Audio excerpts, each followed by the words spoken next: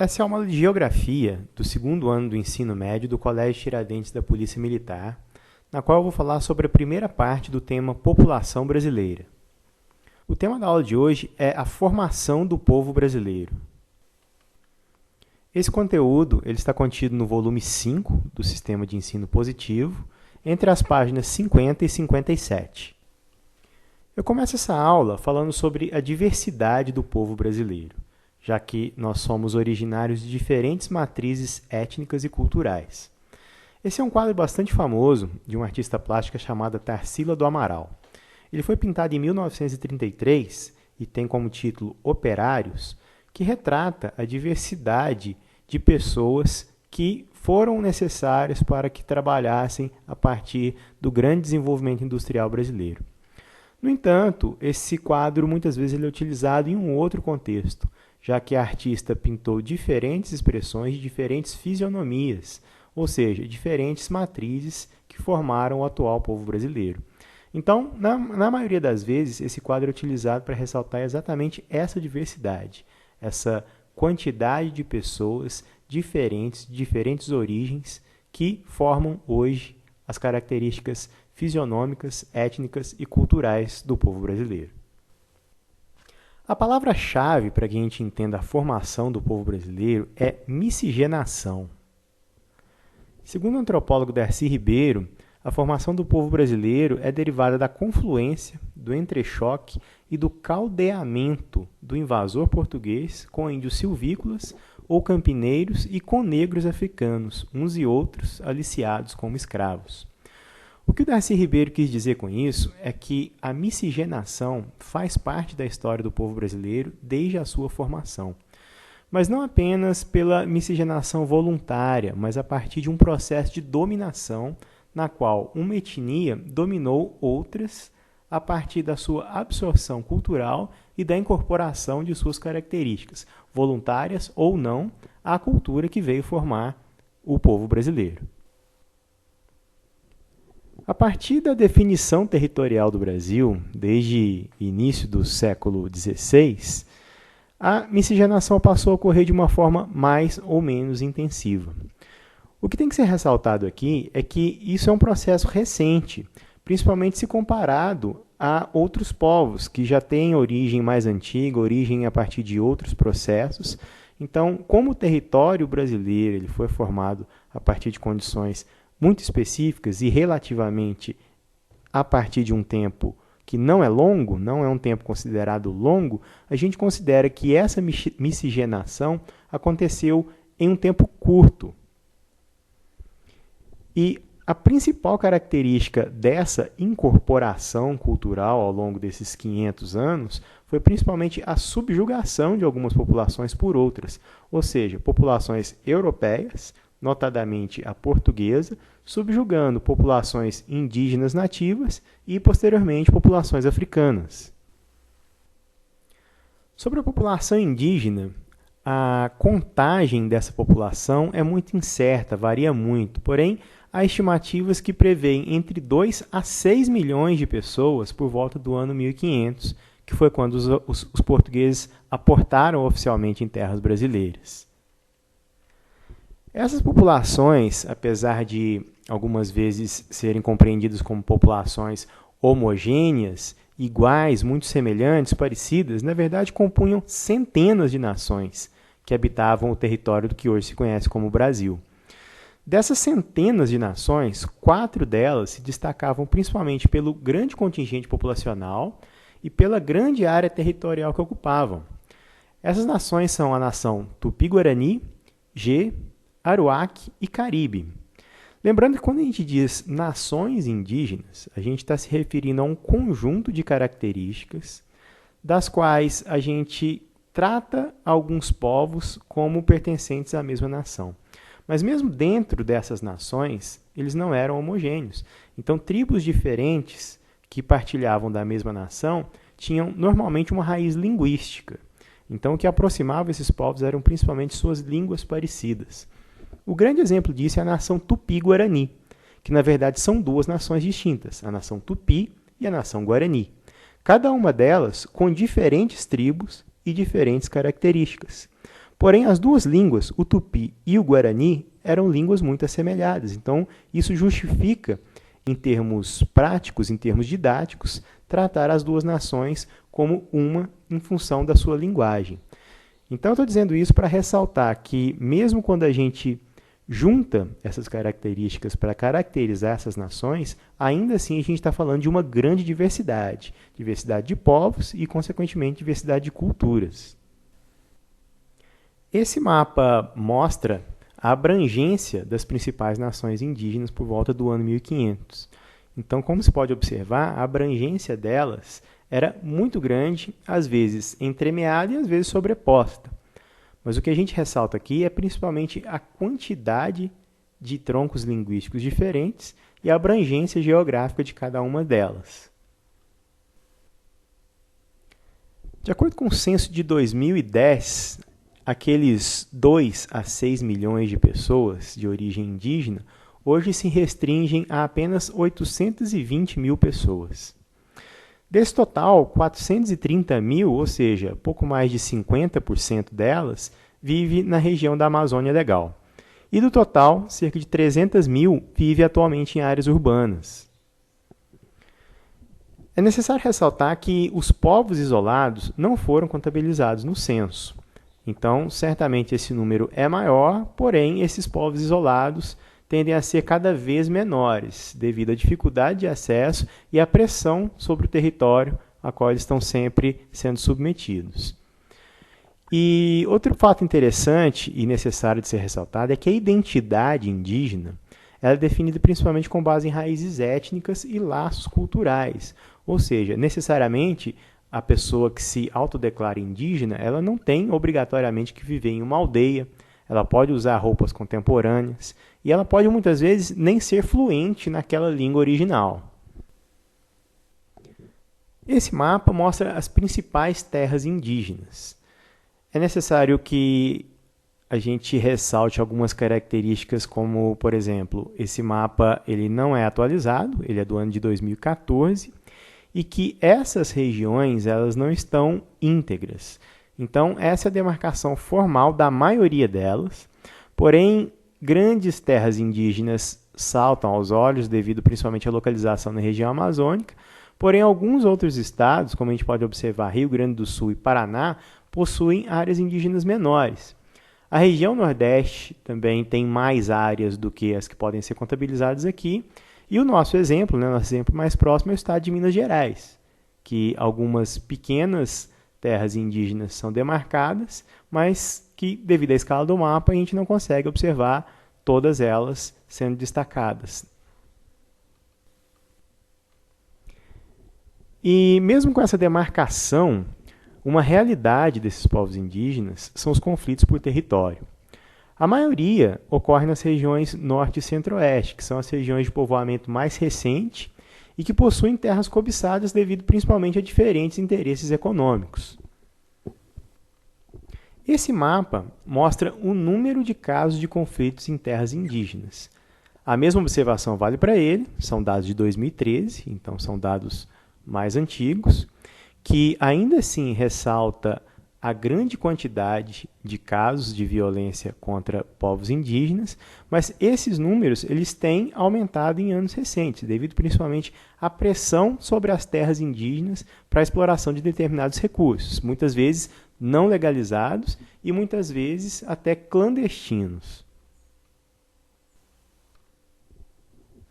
Como referências para que se compreenda melhor essa dinâmica das populações indígenas ao longo do período colonial até os dias presentes, uma referência importante é o filme Xingu, que é um filme contemporâneo, de direção de Karl Hamburger, e que, na verdade, conta uma história romanceada que fala sobre a história de 3 irmãos que foram para a região central do país para trabalhar na atração de povos indígenas e colonização de territórios. A história desses 3 irmãos, na verdade, está associada à fundação do Parque Indígena do Xingu. Então, é um filme que conta a história dessas pessoas e, de certa forma, é um fato importante para que se compreenda, dentro do contexto histórico brasileiro, como que isso ocorreu. Outras referências a partir de Cândido Rondon, tanto os próprios relatos quanto obras sobre ele, e as obras dos antropólogos Lévi-Strauss e Darcy Ribeiro. O conhecimento dessas obras, dessas referências, de outras sobre a cultura e sobre o modo de vida das populações indígenas é necessário principalmente para o aprendizado sobre as diferentes sociedades indígenas brasileiras e sobre a influência dos seus modos de vida na formação do povo brasileiro. Com relação à população afrodescendente, a presença dela está relacionada principalmente ao modelo mercantilista colonial, ou seja, quando o colonizador começou a implantar as atividades de exploração no que veio a ser chamado de Brasil, havia uma necessidade muito grande por trabalho braçal, principalmente na produção agrícola e na extração de riquezas minerais. E a grande pergunta era, quem iria fazer esse trabalho? Então daí surgiu o sistema escravagista, já que primeiramente os povos indígenas foram escravizados por esses fins, porém essa escravização não se tornou algo viável, já que essas populações ofereciam resistência e muitas vezes esse trabalho não era feito da forma como o colonizador exigia. Então o sistema escravista africano passou a ser viável do ponto de vista da exploração colonial. Com isso se originou um sistema muito cruel, através do qual cerca de 4 milhões de africanos foram trazidos à força para o atual território brasileiro. Ou seja, isso ocorreu ao longo de mais de 300 anos, ao longo do século XVI até o século XIX.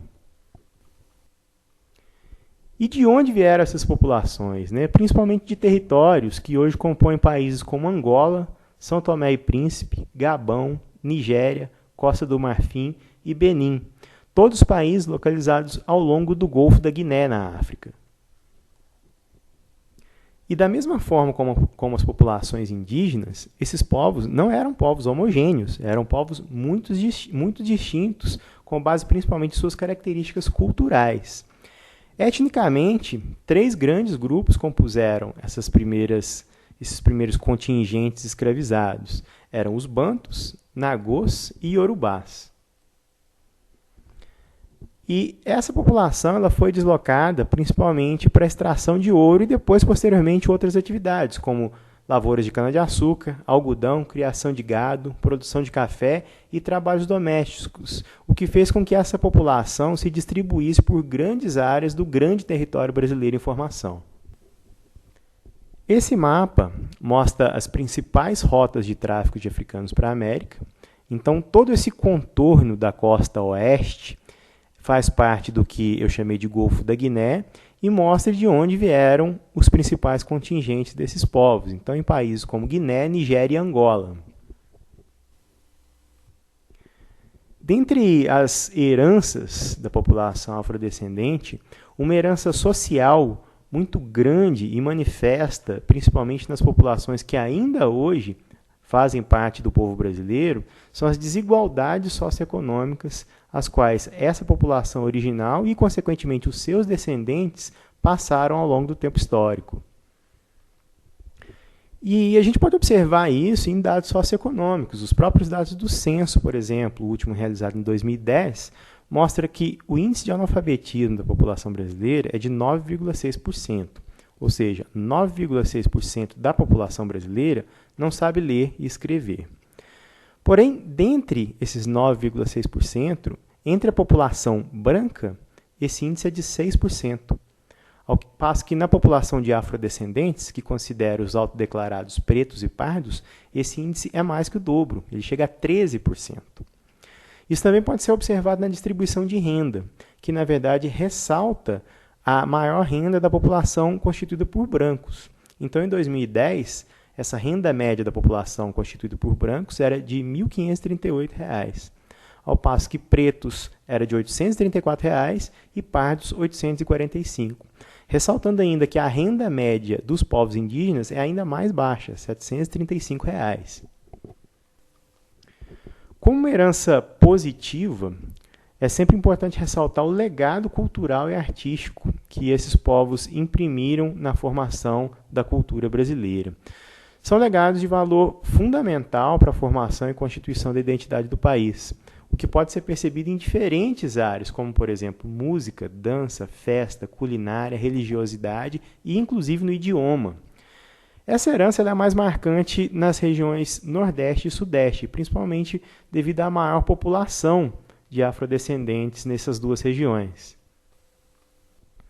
Com relação ao povoamento europeu e asiático, até meados do período colonial, essa influência era quase exclusivamente portuguesa. Porém, em 1818, a administração colonial iniciou uma política de atração de outros imigrantes europeus. Então, inicialmente vieram suíços e alemães, que se estabeleceram na região serrana do Rio de Janeiro.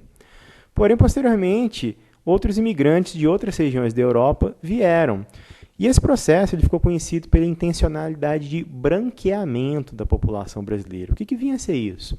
A atração de imigrantes europeus, populações de origem branca, para aumentar o contingente dessa população na proporção total de brasileiros. Então, esse processo, que pode ser interpretado como um processo de origem xenofóbica, ele foi introduzido a partir de 1818. E ele foi favorável à vinda desses europeus, principalmente porque a Europa, nessa época, era um espaço de repulsão e a América um espaço de atração. Então, grandes contingentes de imigrantes vieram e se estabeleceram no país, atingindo seus objetivos pessoais e atingindo os objetivos da administração colonial, que era justamente incorporar essa grande quantidade, esse grande contingente de imigrantes europeus. Com isso, posteriormente, se visou a substituição da mão de obra escravizada e o povoamento de regiões consideradas vulneráveis. Na primeira situação, principalmente pós-escravatura. Então, a partir do momento em que não era mais uma atividade legalizada se escravizar a pessoa para trabalhos forçados, as pessoas se viram necessitadas a desenvolver outras formas de atração de trabalhadores. Então, uma das alternativas foi o espaço para o imigrante. Com relação ao povoamento de regiões consideradas vulneráveis, isso ocorreu principalmente nas regiões sul do país, quando ainda não era uma região que tinha fronteiras estabelecidas. A colonização e a fixação de pessoas, de imigrantes, de colonos naquela região era uma segurança de não perder fronteiras. Então, dois grandes núcleos de atração desses imigrantes europeus foram lavouras de café em São Paulo e, posteriormente, no Paraná e Rio de Janeiro, e núcleos coloniais no sul do país. Já foi falado em outras aulas a respeito da imigração japonesa, que se iniciou na primeira década do século XX e durou até meados da década de 1970. No total, entre 1880 até meados de 1930, cerca de 4 milhões de imigrantes chegaram ao país. Esses imigrantes foram principalmente italianos, mas também portugueses, espanhóis, japoneses, alemães, eslavos e sírio-libaneses.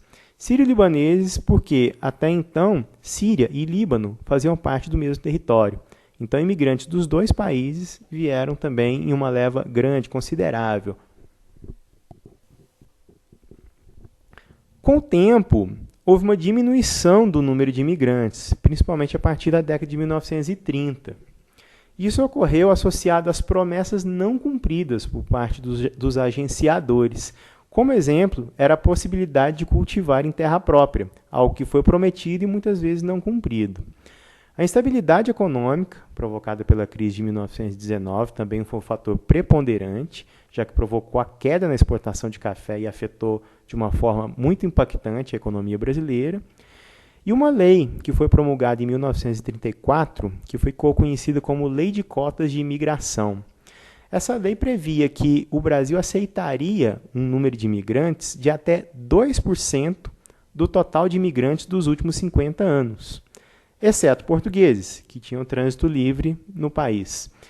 Porém, essa lei ela foi ratificada posteriormente no Código na Constituição Federal de 1934 e isso vigorou durante muitos anos.